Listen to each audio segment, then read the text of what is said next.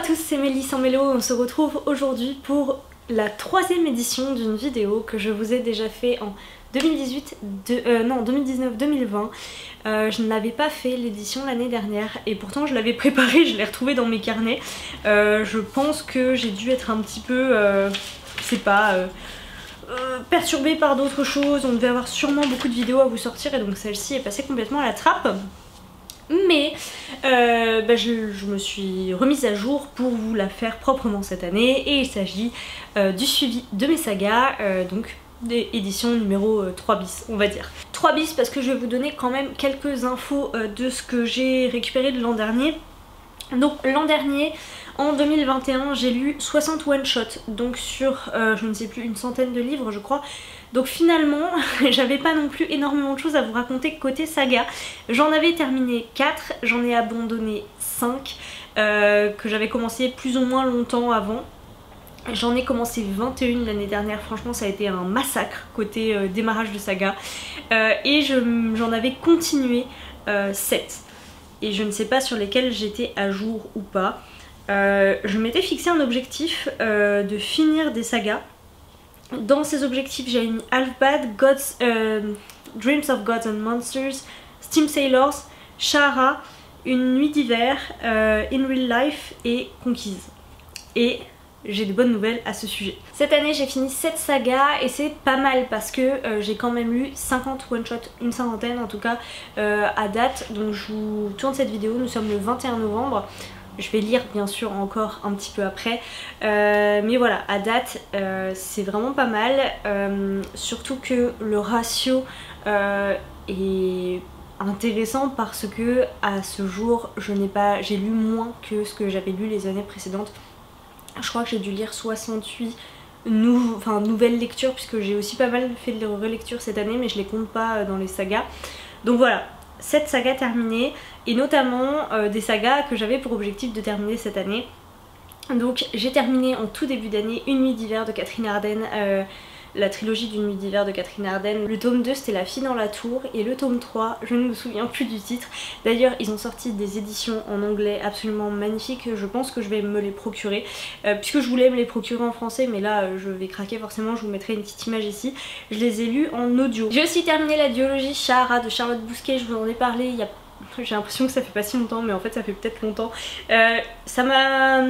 Ça m'a beaucoup plu de replonger dans cet univers, je suis très contente de l'avoir terminé. Maintenant ça laisse peut-être un petit goût de trop peu et j'aurais pas dit non à poursuivre un peu dans cet univers là. J'ai également terminé Half-Bad, enfin. Je l'ai commencé pendant mon année en Irlande en Erasmus, donc c'était en 2018. Peut-être que je l'ai commencé en 2019, donc sur la deuxième partie de l'année.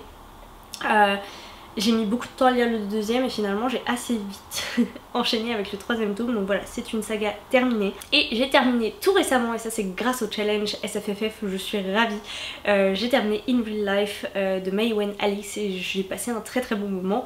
Donc je vous l'ai mis là de côté pour pouvoir vous en parler assez prochainement dans une prochaine présentation. Mais franchement je suis ravie d'avoir terminé cette saga. Dans les sagas un petit peu plus récentes, il y en a une que j'ai commencé et terminée cette année. Il s'agit de Spin the Down de Elizabeth Lee, mais d'ailleurs il est toujours là, je ne l'ai toujours pas rangé. Unravel the Dusk, et je ne sais plus quel est le titre du premier tome, puisque ça doit être le deuxième. C'est pareil, c'est une duologie, ça se lisait plutôt bien, donc ça c'est fait. Et j'ai également terminé la trilogie Steam Sailors, une très très chouette trilogie. Est-ce qu'on peut dire que c'est du steampunk? Je suis pas trop sûre. Mais en tout cas d'inspiration steampunk que j'ai beaucoup apprécié jeunesse et très bien faite. Et enfin la dernière c'est Sorceline, c'est une saga de BD. J'ai terminé le cycle 1 et par contre, alors j'ai noté ça comme terminé parce qu'en soi c'est un cycle complet, c'est fini, mais par contre il y a un cycle 2 en prévision visiblement. Je suis à jour dans 2 sagas. Et ça je trouve ça triste. Je suis à jour dans l'Éden des sorcières et ça je suis même pas sûre que ce soit vrai parce que j'ai regardé sur le livre addict au moment où je faisais où je préparais la vidéo et j'ai vu que le 4e tome est apparemment sorti en octobre mais je ne l'ai vu nulle part en librairie alors que d'habitude ils sont plutôt mis en avant ceux-là, donc oh, je suis à jour mais pas sûre que ce soit le cas jusqu'à la fin d'année. Et le deuxième là par contre je suis sûre c'est La Tour de Garde, je serai à nouveau en retard si tant est que ce soit possible avec cette saga puisque je les lis dès qu'ils sortent, à partir d'avril prochain. J'ai également continué 2 sagas, donc c'est celles qui ne sont pas à jour et que je n'ai pas terminé mais qui sont entre les deux. J'ai lu un tome mais j'ai pas fini la saga. C'est les Piliers de la Terre, enfin le cycle complet des Piliers de la Terre, pas seulement le premier tome. Donc j'en ai lu un cette année qu'on a terminé et on est en cours de lecture du 3e, donc Une colonne de feu. Pas sûr qu'on le termine avant janvier, mais bon, sait-on jamais. Cela dit, je crois qu'il y a un préquel, donc je pense qu'il fait partie du cycle de la saga, donc voilà. Et je suis en pleine lecture de la suite du passeur de Lois Lowry, Gathering Blue, et bon voilà, j'aurais avancé d'un tome et je les aurais continués. J'ai commencé 10 sagas, ce qui est beaucoup moins grave que l'année dernière, dont déjà 2 que je sais que je ne poursuivrai pas. Et les 2 en question, c'est Nos jours brûlés que j'ai découvert grâce au Plib et Kemio, les papillons de Kobe. Le tome 1 m'a plu. Enfin dans les 2 cas on va dire que les tomes 1 m'ont plu mais pas suffisamment pour que j'ai envie de prendre le temps de lire la suite. Donc voilà, ça fait partie de celles que j'ai commencé mais que je ne continuerai pas. Je laisse en suspens Fleur d'Oko, je pense que ça dépendra beaucoup du pitch qui sera donné sur ce second tome et de quand est-ce qu'il paraîtra. S'il paraît dans trop longtemps, bah, je laisserai tomber. Mais sinon, ouais, si j'ai l'occasion de le lire, je suis plutôt intéressée par ce qu'il est possible de faire dans cet univers. J'ai commencé une relique de ma palle avec la trilogie des elfes de Jean-Louis Fedjen. Ça fait tellement longtemps que je l'ai. 2017 je crois, 2016 peut-être même. C'est vraiment une catastrophe. J'ai pas encore décidé si je l'abandonnais ou pas, si je lisais la suite ou pas. Là comme ça tout de suite ça me fait pas rêver, ça me fait pas super envie. Maintenant j'ai vu à quel point ça se lisait vite. Il faudrait que j'avance et que je le termine, mais bon, voilà. J'ai également commencé Le Sentier des Astres. J'ai eu beaucoup de peine à rentrer dans le tome 1. C'était très lent, très contemplatif. Plus contemplatif que d'autres romans que j'ai adorés qui étaient contemplatifs aussi. Donc là c'est pareil, c'est pas sur la sellette parce que j'ai déjà les 4 tomes et j'ai dû leur courir après tellement on m'avait vanté cette saga. Maintenant est-ce que c'est vraiment fait pour moi, je ne sais pas. Voilà, je suis mitigée sur celui-là. Une sur laquelle je n'ai aucun doute, c'est La Cité de Laiton de S.A. Chakraborty là. Chakraborty, pardon, mais c'est difficile à dire, mais là aucun doute que je la poursuis au moins sur le 2e tome. Si le 2e tome est à la hauteur de celui-là, bien sûr que je la terminerai. Je m'étais précipitée pour acheter le 2e que je n'ai toujours pas lu. Mais je vais commencer tout doucement à préparer mes lectures du mois de décembre. Et je vous avoue qu'il y en a, je me tâte beaucoup parce qu'il y a plein de choses qui me font très envie. Je connais pas encore le thème de décembre d'ailleurs sur le challenge SFF. Il y a aussi les lectures du Plib qu'il faut faire, mais qu'est-ce que j'ai envie de me relire les Marie Laberge. Mais vraiment, et le tome 2 notamment. Donc je ne sais pas. Mais du coup, sinon, j'aimerais bien prendre le tome 2 en vacances de La Cité de Laiton. Voilà. J'ai également commencé La Croisade éternelle de Victor Fleury qui m'a beaucoup plu, donc je lirai la suite avec plaisir. J'ai commencé une nouvelle saga de BD. D'ailleurs je suis surprise de n'en avoir commencé qu'une. C'est L'Auterflamme, je ne me souviens plus du nom de l'autrice. Et j'ai... Ah non, 2e saga de BD que j'ai commencé, là il y a 3 tomes, le 3e tome est sorti il y a peu de temps, c'est Un petit goût de noisette. Ce sont des petits recueils d'histoires d'amour dans lesquels tous les personnages sont liés et c'est super bien fichu. C'est en noir et blanc et dans chaque petite nouvelle on va dire il y a une touche de couleur dominante, une seule couleur. Et ça rend super bien et puis je trouve les histoires tellement justes, tellement vraies. Ça raconte la vie, voilà, tout simplement. Je l'ai trouvé très beau. J'ai déjà le tome 2 sur ma table de chevet mais je l'ai pas encore commencé. J'attends de faire un petit week-end cocooning, je pense le week-end prochain, pas le week-end d'après. Et enfin, dernière saga parmi les 10, c'est Les Métamorphoses. Et alors là, je serais bien incapable de vous dire de tête le nom des 2 auteurs, mais c'est ceux qui ont fait Vita Nostra. C'est une saga sans vraiment être une saga et c'est pas sûr que je la continue. Bah ma foi, on a déjà fait un bon tour. Ce que je vous propose c'est que je vous donne les titres des sagas que j'ai abandonnés l'an dernier. Comme ça au moins on sera à jour sur mes abandons de saga. J'ai abandonné l'an dernier Vaisseau d'Arcane parce que le tome 1 ne m'a pas suffisamment accroché, on va dire. J'ai abandonné Chevalier du Tintamarre parce que j'ai appris que c'était une saga et pour moi en un sens c'était pas nécessaire. Et j'en abandonne deux autres qui ont beaucoup fait part d'elle et beaucoup plu, et j'ai vu des coups de cœur monumentaux sur ces sagas, donc un peu à contre-cœur mais pas trop non plus parce que j'ai pas passé des moments fantastiques avec elle. Je pense notamment à Hikari. J'aurais pu lire la suite honnêtement, c'était ok. Mais voilà, il manquait quelque chose. Je saurais plus quoi exactement. J'essaierai de vous retrouver la vidéo et de vous la remettre en barre d'infos, mais le deuxième c'est les Faucons de Ravira. Alors là, franchement sans aucun regret pour celle-ci, vraiment. J'avais abandonné aussi des sagas que j'avais commencé l'année même. Et donc il s'agit... Est-ce que je les ai notés? Oui.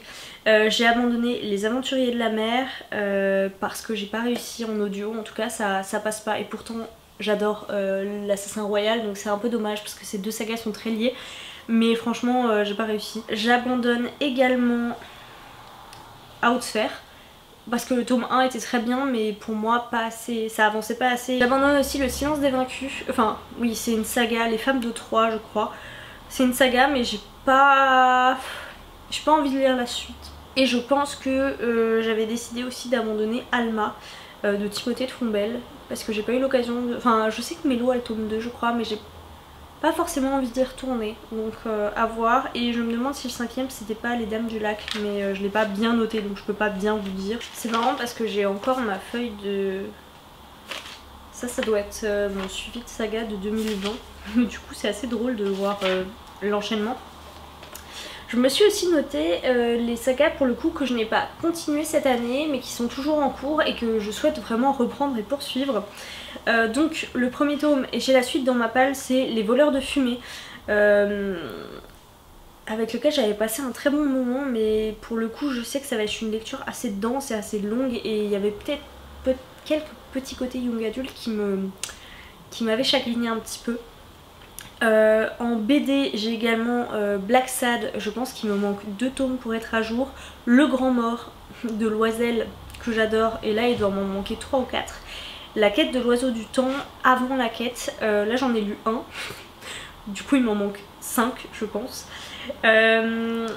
J'ai mis Calam parce que c'est une duologie de Paul Béorn et j'ai le tome 2 dans ma palle, et autant au niveau de la plume il y a quelque chose qui moi me convient pas trop, autant au niveau du concept j'avais trouvé ça super intéressant.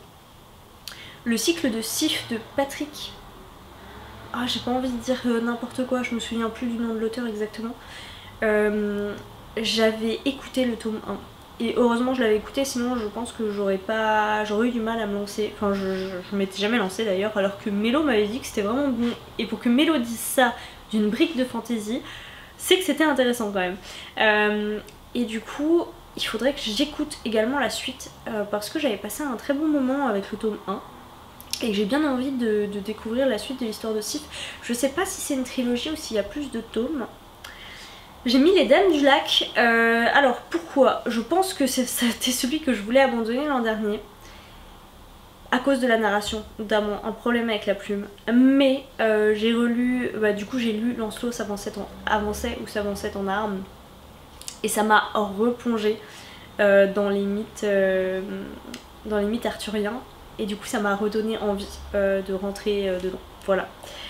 Mémoire d'un quartier, j'ai pas du tout avancé cette année alors que j'ai lu que le premier tome et je dois en avoir 4 dans ma palle. Il faut vraiment... non, 3 dans ma palle, et il m'en reste encore 2 je crois pour être à jour. Il y en a 6 en tout. Faut vraiment que j'avance, mais je vous avais dit j'ai un petit peu de mal. J'ai un petit peu de mal à cause de la partie pédophilie qui est abordée et qui me fait très mal au cœur. Et voilà, c'est très dur, et de la même manière c'est pareil pour D'un silence à l'autre. Je me suis aussi arrêtée sur le tome 1 et les deux sont des sagas familiales québécoises. Dreams of Gods and Monsters, franchement celui-là vous devez en avoir tellement marre, je crois que j'en parle depuis littéralement 2 ans peut-être. Bah ouais, depuis que je suis revenue, depuis 2019. Non, en 2010. Comment ça s'est passé? En 2019 j'ai lu le premier tome. J'ai lu le deuxième l'année dernière je crois. Et là je vous parle du troisième depuis tellement de temps. Je vous le mets dans toutes mes palles de challenge. Je le mets partout.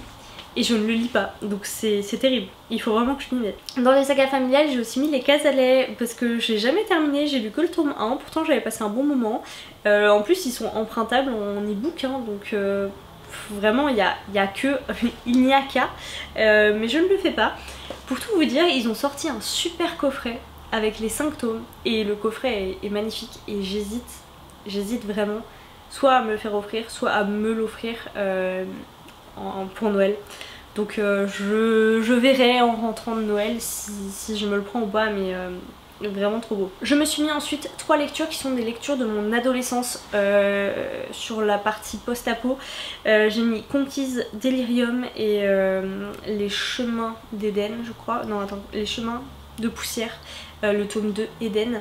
J'avais adoré le tome 1 Sabbat et je l'ai lu il y a très longtemps, j'en garde pas de souvenirs, mais je sais qu'il m'avait marqué. Et pourtant je m'étais jamais interrogée à la suite parce que je crois que la couverture du deuxième, enfin elle est très moche, c'est pas je crois, du coup je l'ai acheté et elle est très moche. Mais voilà, du coup je l'ai acheté, il faut que je le lise. Delirium, je pense que vous connaissez, c'est une vieille saga. Je pense que juste le tome 1 se suffisait en lui-même, mais j'ai quand même le tome 2 dans ma palle, donc il faut que je le lise. Et Conquise, j'avais bien aimé le concept du 1, j'ai quasi aucun souvenir du 2 et du coup ça va être dur de me remettre dedans. Je pense que ça correspond plus trop à mes attentes, mais j'aimerais bien mettre un point final à ces sagas, voilà. Et le dernier, c'est pas une saga, parce que j'ai fini la saga principale, mais c'est une saga à côté, c'est pour finir ma plongée dans le Grishaverse avec Kings of Scars, et le deuxième c'est Song of Wolves. Je suis pas trop sûre, mais j'ai le premier dans ma palle en VO et c'est pareil, c'est des romans qui me demandent beaucoup d'énergie pour le prendre et me lancer dedans et du coup je le fais pas. Bah écoutez, ça me paraît pas mal comme passage sur mes sagas, je suis ravie. Franchement je vous dis, quand j'ai préparé la vidéo j'étais surprise déjà d'en avoir commencé si peu. Et de réussir aussi facilement maintenant parce que c'était un exercice impossible. Franchement la première vidéo saga j'avais tellement d'hésitation sur celle que je continue, celle que je continue pas. Là je sens que mon positionnement envers moi-même est plus clair. Voilà, là bah voilà, celui-là je sais que je le terminerai pas parce que ça fait trop longtemps, parce que si, parce que ça, et ça fait plaisir. Après il y a des sagas dont je vais pas parler. Je suis en train de me dire parce que je les vois, notamment le dernier magicien qui était paru, de Lisa Maxwell, qui était paru chez Casterman. Je pense qu'il n'a pas dû très bien marcher parce qu'ils n'ont pas annoncé de date de sortie pour le 3e tome, donc c'est très probable qu'ils ne le publient pas. La question c'est s'ils ne le publient pas, est-ce que je vais quand même le lire? Il y a plein de sagas sur lesquelles je suis à jour et en attente. Celle-ci je vous en ai pas parlé parce que je me suis pas mise à jour dessus cette année, mais par exemple Le Serment de l'Orage de Gabriel Katz, L'âme vive d'Ariel Holz, il y en a plusieurs comme ça dont on attend des nouvelles de l'auteur, donc bon, on en reparlera peut-être l'an prochain si jamais il y a des tomes qui sont sortis. Et puis normalement, alors ce sera peut-être pas l'année prochaine mais l'année d'après, Au Royaume devrait se terminer puisque finalement il y a 5 tomes et pas 12 comme attendu, donc pareil. Ça, on en parlera à sa sortie. Il y a un autre roman dont on n'a pas reparlé, mais je me souviens que c'était dans une vidéo saga dans laquelle je me posais la question de continuer ou pas, où vous m'aviez dit ah mais non mais attention en fait c'est pas une trilogie, il y en a un 4e qui est sorti en anglais, et c'était, je crois que le tome 3 c'était Reaper at the Gates, et il a été traduit je crois, mais la couve était trop moche. C'est Une Braise sous la cendre, tome 1, tome 2. J'ai lu les 2 premiers et en fait j'en suis toujours au même point que quand on avait eu cette discussion, savoir que bah, j'ai toujours pas lu le tome 3 et je pense maintenant on peut le dire, je ne le lirai pas. Voilà. Je vais arrêter de parler parce que je pourrais continuer comme ça, quasiment indéfiniment, donc autant que je coupe ici et qu'on aille discuter dans un vlog, mais surtout, comme d'habitude, venez dans les commentaires, venez me dire s'il y a des sagas que vous avez commencé qui sont absolument géniales et à ne pas manquer, venez m'encourager à ne pas abandonner certaines qui ne m'intéressent plus trop. Et puis venez discuter tout simplement. Comme je vous le répète à chaque fois, c'est tout l'intérêt pour moi, c'est de pouvoir échanger avec vous, avoir vos opinions, vos avis et parler en fait, parce que c'est comme ça qu'on s'enrichit et qu'on découvre de nouvelles choses. Donc voilà, n'hésitez pas, je vous attends en bas, et en attendant une prochaine vidéo, je vous souhaite à toutes et à tous de très belles lectures.